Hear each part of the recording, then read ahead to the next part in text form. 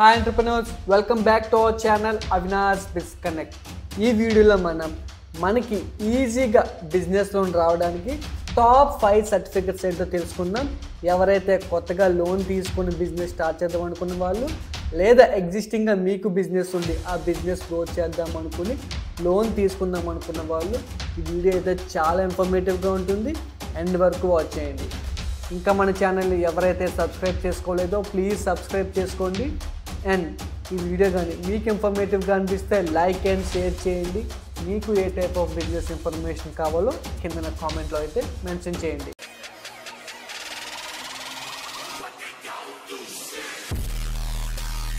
కామన్గా చూసుకుంటే మనం బిజినెస్ లోన్కి వెళ్దాం అనుకున్నప్పుడు చాలా స్ట్రిక్ట్గా ఉంటుంది. లోన్ రావడం చాలా కష్టంగా ఉంటుంది. బట్ కొన్ని ప్రయారిటీస్ అనేవి పబ్లిక్ సెక్టర్ బ్యాంక్స్ అవ్వచ్చు, లేక ప్రైవేట్ సెక్టర్ బ్యాంక్స్ అవ్వచ్చు, లేక గవర్నమెంట్ స్కీమ్స్ అవ్వచ్చు, కొన్ని బేసిక్ డాక్యుమెంట్స్ అనేవి మీకు కరెక్ట్గా ఉంటే లోన్ వచ్చే ఛాన్సెస్ అయితే ఇంక్రీజ్ అయ్యే అవకాశం ఉంది. అండ్ ఈజీగా లోన్ వచ్చే ఛాన్స్ కూడా ఉంది. సో అవేంటో 1 by 1 తెలుసుకుందాం. సో మొదటగా మనం చూసుకుంటే Udyam registration certificate or MSME certificate. So రెండిట్లో ఏదైనా సరే కామనే. సో ఈ ఎంఎస్ఎంఈ సర్టిఫికేట్ వచ్చేసరికి మెయిన్గా మైక్రో స్మాల్ మీడియం బిజినెసెస్ని గుర్తించడానికి గవర్నమెంట్ అనేది లాంచ్ చేసిన ఒక ఐడెంటిటీ.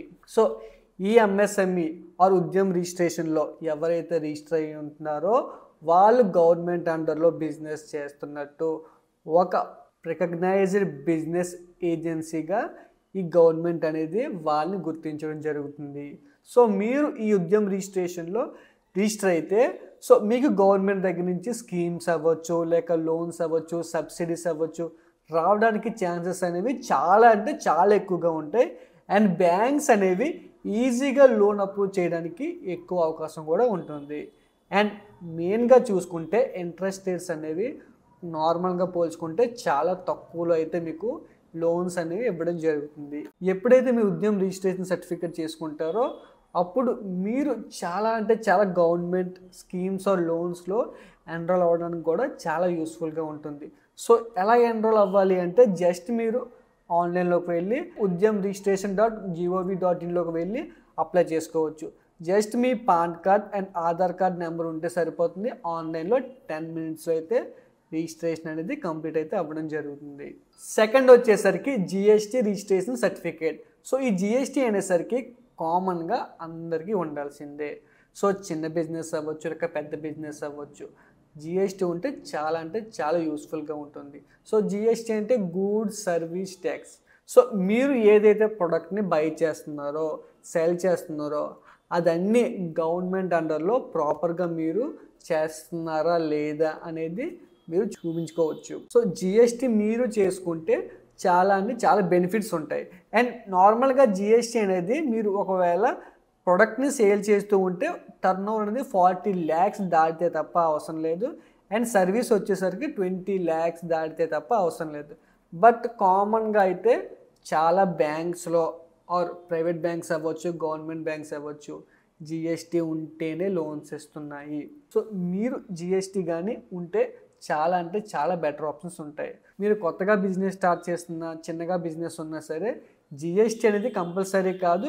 కానీ జిఎస్టీ ఉండడం వల్ల లోన్ వచ్చే ఛాన్సెస్ అయితే చాలా ఎక్కువగా ఉంటాయి. సో ఈ జిఎస్టీ అనేది మీ బిజినెస్ని టర్న్ ఓవర్ని బ్యాంక్ చెక్ చేయడానికి కొంచెం ఈజీగా ఉంటుంది. అంటే మీ బిజినెస్ అనేది ఎంత టర్న్ ఓవర్ చేస్తుంది, 1 yearకి ఎంత టర్న్ ఓవర్ చేస్తుంది, 6 monthsకి ఎంత టర్న్ ఓవర్ చేస్తుంది, 1 monthకి ఎంత టర్న్ ఓవర్ చేస్తుంది, ఇలా మీ యొక్క బిజినెస్ అనేది ట్రాక్ చేయడానికి బ్యాంక్స్ అనేవి ఈ జిఎస్టీని అయితే యూజ్ చేసుకుంటాయి. అండ్ మీకు ఇన్కమ్ ఎలాగ వస్తుంది అని క్లారిటీ కన్ఫామ్గా మీ జిఎస్టీలో ఉంటుంది. ఎందుకంటే మీరు ఎవరికి అమ్ముతున్నారో, ఎవరి దగ్గర కొంటున్నారో ప్రతిదీ డీటెయిల్గా జిఎస్టీలో చూపిస్తుంది. సో బ్యాంక్ కూడా మీ మీద కాన్ఫిడెన్స్ అండ్ జెన్యూనిటీ పెరుగుతుంది. అండ్ తర్వాత వచ్చేసరికి మీరు మీ యొక్క బిజినెస్ని లీగల్గా ఆపరేట్ చేస్తున్నారని చెప్పి అదొక ప్రూఫ్ కింద కూడా మీకు ఉంటుంది. అంటే బ్యాంక్స్కి మీ మీద నమ్మకం అనేది ఇంకా ఎక్కువగా పెరుగుతుంది. ఎందుకంటే మీ టర్న్ ఓవర్ చూపిస్తుంది, లైక్ మీ బిజినెస్ అనేది లీగల్గా రన్ చేస్తున్నారని చెప్పి వాళ్ళకి ఒక నమ్మకం అనేది క్రియేట్ చేస్తుంది. సో జిఎస్టీ చేసుకోవడం వల్ల పోయేదేం లేదు. సో జిఎస్టీ చేసుకుంటే కొంచెం బెటర్ ఆప్షన్. అండ్ ఎలాగ అప్లై చేసుకోవాలి అంటే gst.government.in వెళ్ళి అప్లై చేసుకోవచ్చు. Pan card, address proof and Aadhaar card ఉంటే సరిపోతుంది. సో ఇది కూడా కొంచెం బేగా అయితే అప్లై చేసుకోండి. అండ్ థర్డ్ సర్టిఫికేట్ వచ్చేసరికి trade licence and shop establishment certificate. And మెయిన్గా ఈ ట్రేడ్ లైసెన్స్ ఎందుకు అంటే మీరు లోకల్గా మీ గవర్నమెంట్లో ప్రాపర్గా వీళ్ళు ఎగ్జిస్టింగ్గా ఉన్నారు, బిజినెస్ చేస్తున్నారు అని మీ లోకల్ గవర్నెన్స్ దగ్గర నుంచి ప్రూఫ్ కింద అయితే ఈ trade certificate R shop establishment certificate అనేది చూపించడం జరుగుతుంది.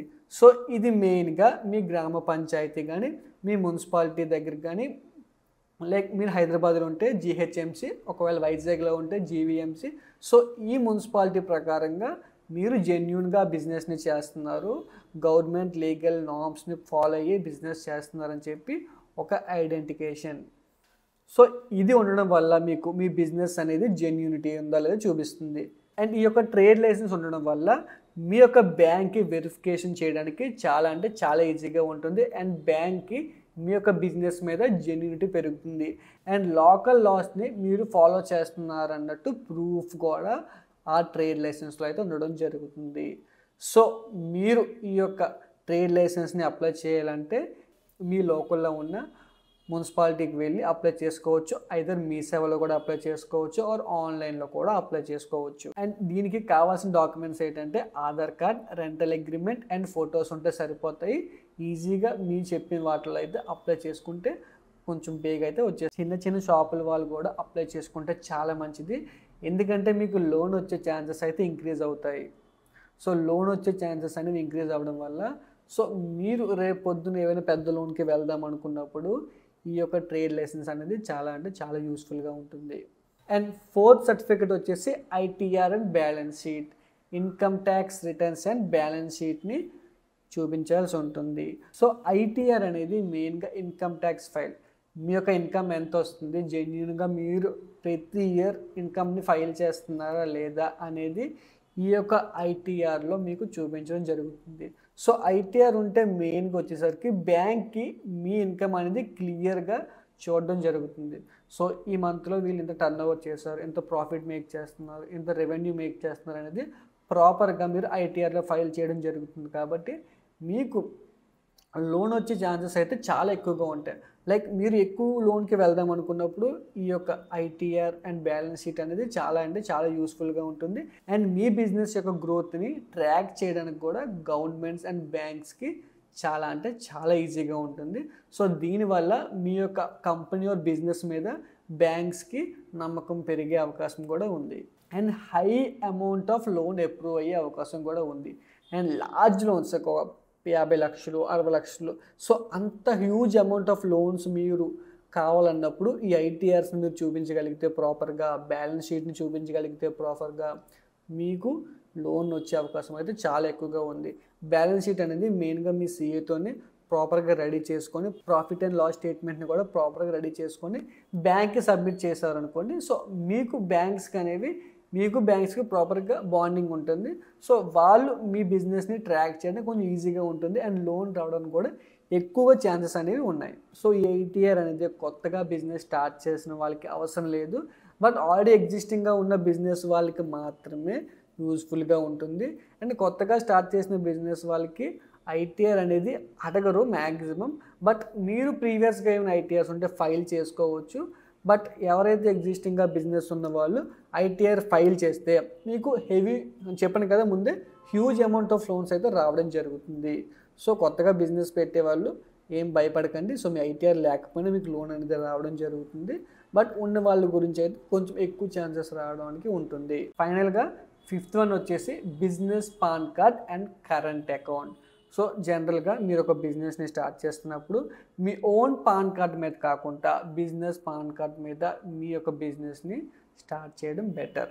ఎందుకంటే మీ యొక్క బిజినెస్ పాన్ అనేది మీ ట్రాన్సాక్షన్స్ అనేవి ప్రాపర్గా అయితే మీ గవర్నమెంట్ అండర్లో చూపించడం జరుగుతుంది. ఎందుకంటే మీ ఒక ఓన్ ట్రాన్సాక్షన్స్ అయినా మీ యొక్క పర్సనల్ ట్రాన్సాక్షన్స్ అయినా అందులో చూపించకంటే ఓన్లీ బిజినెస్ ట్రాన్సాక్షన్కి ఓన్గా పాన్ కార్డ్ పెట్టుకుంటే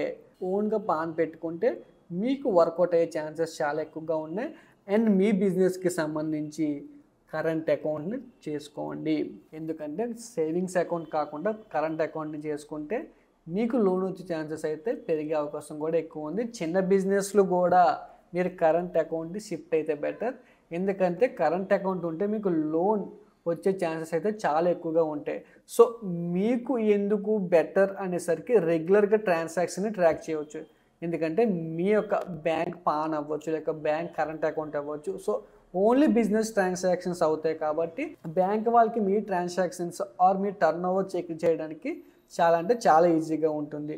అండ్ బ్యాంక్కి మీ యొక్క టర్న్ ఓవర్ కూడా క్లియర్గా అనేది తెలుస్తుంది. ఇంతకు చెప్పాను కదా, ఎంత టర్న్ ఓవర్ చేస్తున్నారు వీళ్ళు ప్రాపర్గా టర్న్ ఓవర్ చేస్తున్నారు లేదా, ఈ బిజినెస్ అనేది ప్రాపర్గా బ్రేక్అవుట్ అయ్యిందా లేదా, ప్రతిదీ వాళ్ళకి అనేది మీ బిజినెస్ పాన్ అండ్ మీ యొక్క కరెంట్ అకౌంట్ ద్వారా వాళ్ళకి ఒక జెన్యూనిటీ పెరుగుతుంది, అంటే నమ్మకం అనేది పెరుగుతుంది.